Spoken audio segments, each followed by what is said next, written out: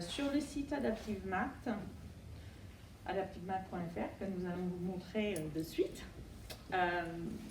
il y a dans la partie tuto et support une rubrique qui s'appelle démarche pédagogique, où vous pouvez consulter des fiches pédagogiques pour le module 1 et le module 3.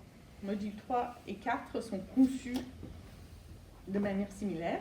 Nous devons mettre à jour pour le module 4 parce que ça vient d'être mis en production. Et le module 2 arrive également. C'est avec les éditions Nathan aussi que nous travaillons. Du coup, donc vous arrivez sur adaptivemath.fr. Je vais peut-être les noter ici.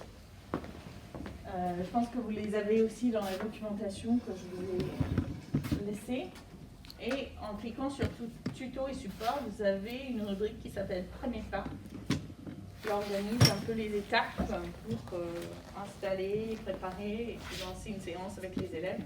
Donc dans démarche pédagogique, vous avez les fiches pédagogiques du module 1 et 3 actuellement. Donc on travaille sur 2 et 4. Ça arrive. Du coup, maintenant, on va passer à l'espace enseignant d'AdaptiveMath. Donc, une fois que l'enseignant, déjà pour avoir accès à AdaptiveMath, il faut donc cliquer sur J'inscris ma classe. Donc, l'enseignant peut aller sur adaptivemath.fr, remplir le formulaire suivant. C'est aussi quelque chose que vous pouvez remplir si vous voulez avoir accès à AdaptiveMath. Et dans la fonction, vous pouvez mettre Autre. Donc, une fois que vos accès seront prêts, vous recevrez un mail vous invitant donc à vous connecter à la plateforme enseignant. Et vous arriverez donc sur cette plateforme. Donc, ici, vous pouvez créer votre classe. Elle apparaîtra ensuite à ce niveau-là. Vous avez donc un lien vers le tableau de bord et c'est ici que vont remonter donc tous les résultats et le parcours d'exercice de vos élèves.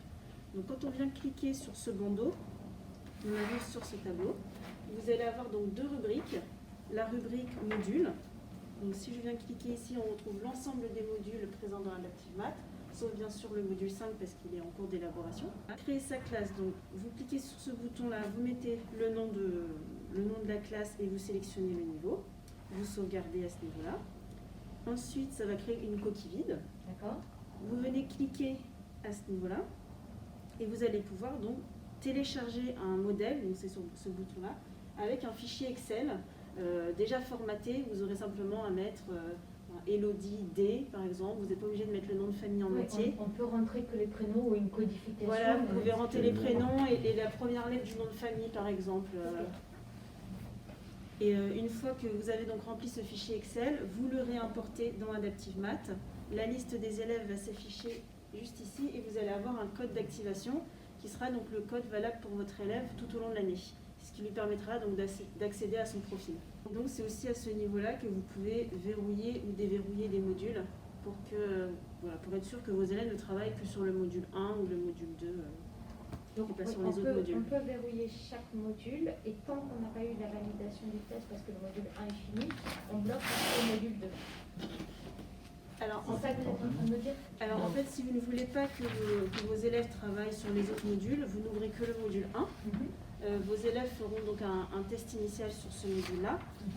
Pendant la nuit, donc l'algorithme de clustering va analyser les résultats pour déterminer la meilleure entrée pour vos élèves. Et ensuite, dans le tableau de bord, l'enseignant va cliquer sur démarrer les parcours et c'est à ce moment-là que les élèves pourront commencer les exercices. Oui, vous pouvez commencer par le module que vous souhaitez, effectivement. C'est vous qui décidez quel module vous voulez déverrouiller. Alors juste du coup, pour finir rapidement sur le sommaire, donc là, en ouvrant le module 1, vous allez pouvoir retrouver l'ensemble des objectifs donc dans le module numéro 1. Et ça sera la même chose donc pour tous les modules. Ensuite, donc, si je reviens sur l'accueil, en venant cliquer sur tableau de bord, c'est à cet endroit que l'enseignant va retrouver sa classe. Donc là, on peut voir, donc vous, bien sûr, ce sont des données totalement fictives. Donc on a une classe de CP qui a travaillé donc, sur le module sens du nombre et l'avancée globale de cette classe est de 6%. Donc on va pouvoir venir cliquer sur voir la classe et pour l'ensemble des modules, alors là c'est parce que je l'ai verrouillé du coup dans l'espace enseignant que c'est blanc, on peut voir donc pour chaque module si le test diagnostic est en cours. Au contraire, si les élèves ont terminé le test diagnostic, du coup l'enseignant va cliquer sur démarrer les parcours pour lancer les élèves sur les exercices. On va trouver la progression globale de la classe, des groupes qui ont été identifiés par l'algorithme, et si des élèves rencontrent une difficulté, ou au contraire s'ils ont surmonté une difficulté. En fait, vous avez 3 niveaux. Vous allez avoir donc, dans la progression le résultat global de la classe, ensuite dans la partie groupe des résultats donc, par groupe, et aussi des résultats individuels. Donc là, dans la partie progression, comme un carnet de notes, on va retrouver l'ensemble des élèves. Nous sommes donc dans cette classe CP Madame Dubois, le module numéro 1, et bien sûr ce tableau vous l'avez pour l'ensemble des modules. Et on retrouve la liste des objectifs. Donc il suffit simplement de passer la souris pour retrouver le nom de l'objectif, donc objectif 8, décomposer des quantités sur une ligne numérique. Et pour chaque élève, vous allez trouver donc en bleu clair les objectifs sur lesquels ils sont en train de travailler. Donc on voit que les élèves ne travaillent pas nécessairement sur les mêmes objectifs parce que l'algorithme vient distribuer des exercices en fonction de leurs besoins. Et on retrouve en bleu foncé, alors là on n'en a pas dans ce tableau-là, mais ce sont les objectifs qui sont terminés par les élèves. Et on peut voir donc tous les indicateurs, en orange si les élèves rencontrent une difficulté, et en vert s'ils ils ont surmonté une difficulté. Donc là il y a la possibilité, par exemple on voit que Cléa elle rencontre une difficulté sur l'objectif 3, positionner des quantités sur une ligne numérique. On peut venir justement cliquer dessus, et on va avoir donc la fiche de l'élève sur cet objectif en particulier. Donc on retrouve le nom de l'élève, l'objectif, le temps qu'elle a passé sur cet objectif et le parcours d'exercice qu'elle a réalisé. Pour chaque exercice, vous allez avoir donc 2 histogrammes. Le premier, c'est le résultat prédit par l'algorithme que va faire l'élève. Donc au début, c'est en fonction de son test initial, puis en fonction des exercices qu'elle va faire dans la ressource. Et l'histogramme de droite, c'est le résultat réel de l'élève. Donc quand l'histogramme de l'élève se situe au-dessus de la prédiction de l'algorithme, c'est qu'il a bien répondu déjà et qu'il a fait mieux que ce que l'algorithme prédisait. Et si l'histogramme de l'élève se situe en dessous, c'est qu'il a raté l'exercice. Donc là, on peut voir que l'algorithme va s'adapter aussi au niveau de l'élève et va baisser la difficulté dans le prochain exercice qu'il va venir distribuer à l'élève. Et donc, vous pouvez retrouver dans la banque d'exercices à quoi... quel est l'exercice 4 de l'activité 1, quel type d'exercice du coup a posé problème à cet élève en particulier. Là, si je viens cliquer donc sur alors je vais peut-être reprendre cet élève. Si je viens cliquer donc sur cet élève, on peut voir aussi le temps qu'elle a passé sur la ressource. Donc là, par exemple, on peut voir que Marie a passé 4 minutes la semaine du 6 décembre sur le module 3 lundi. Donc là, on retrouve vraiment comme pour la page d'avant, un tableau de bord, mais individuel à l'élève.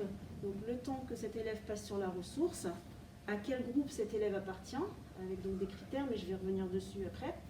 Et vous allez retrouver aussi le tableau de progression de l'élève en particulier. Donc vous avez la possibilité de venir filtrer sur l'objectif en cours. Donc là, vous avez tous les objectifs sur lesquels travaille l'élève en ce moment. Vous avez aussi donc la possibilité de filtrer sur les difficultés, sur les facilités, pardon, ou aussi sur les difficultés. Et on peut voir la moyenne de la classe, par exemple, c'est 6,5, donc c'est les objectifs ouverts sur ce module. Marie, elle en est à 55,3, donc c'est une très bonne élève sur le module sens du nombre.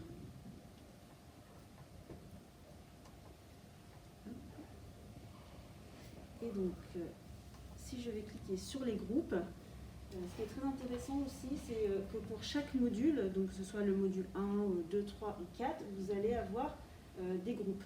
Les groupes sont constitués par les algorithmes en fonction de la manière dont les élèves abordent le contenu dans Adaptive Math et en fonction de plus d'une trentaine de critères. Nous, on n'en montre que 3 dans la ressource. Les élèves vont donc être regroupés. Dans notre application, enfin dans cette fenêtre-là, nos données sont fictives, donc il n'y a que 2 groupes, mais vous pouvez en avoir jusqu'à 5. Et donc on peut voir les caractéristiques du groupe A.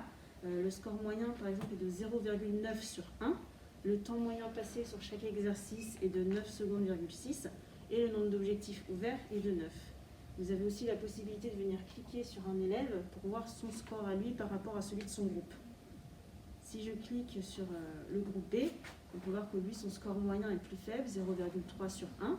Il a un temps moyen passé de 6,9 secondes, donc ces élèves parcourent assez rapidement le contenu dans l'application et ont un nombre d'objectifs ouverts de 7.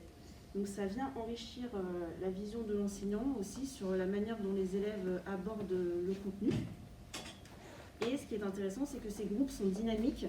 Donc un élève qui avait des difficultés, par exemple, sur le module 1, sens du nombre, et qui, la semaine suivante, surmonte une difficulté et réussit tous ses exercices, peut être amené à changer de groupe. Et bien entendu, les groupes vont être totalement différents d'un module à l'autre, parce qu'un élève peut avoir des facilités sur le sens du nombre et peut-être des difficultés en problème arithmétique.